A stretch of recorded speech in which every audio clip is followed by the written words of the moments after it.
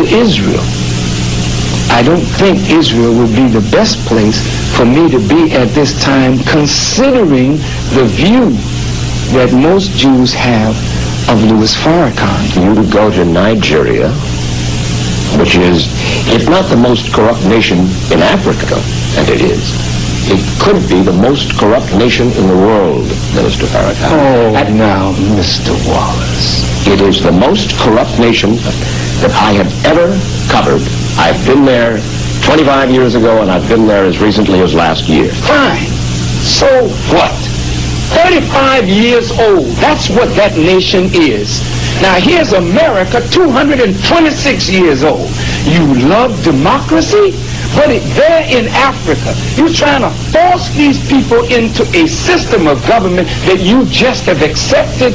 30 years ago, black folk got the right to vote. You're not in any moral position to tell anybody how corrupt they are. You should be quiet and let those of us who know our people go there and help them get out of that condition. But America should keep her mouth shut wherever there's a corrupt regime, as much hell as America has raised on the earth. No, I will not allow America, or you, Mr. Wallace, to condemn them as the most corrupt nation on earth when you have spilled the blood of human beings. Has Nigeria dropped an atomic bomb and killed people in Hiroshima and Nagasaki? Have they killed off millions of Native Americans? How dare you put yourself in that position as a moral judge? I think you should keep quiet, because with that much blood on America's hands, you have no right to speak. I will speak, because I don't have that blood on my hands. Yes, there's corruption there.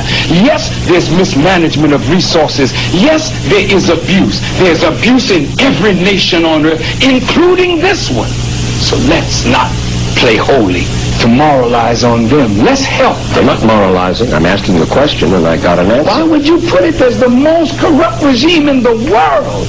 That doesn't make sense. Can you think of one more corrupt? Yeah, I'm living in one. I'm living in one. Yes, you've done a hell of a thing on this earth, so you should not be the one to talk. You should be quiet when it comes to moral condemnation, in my judgment.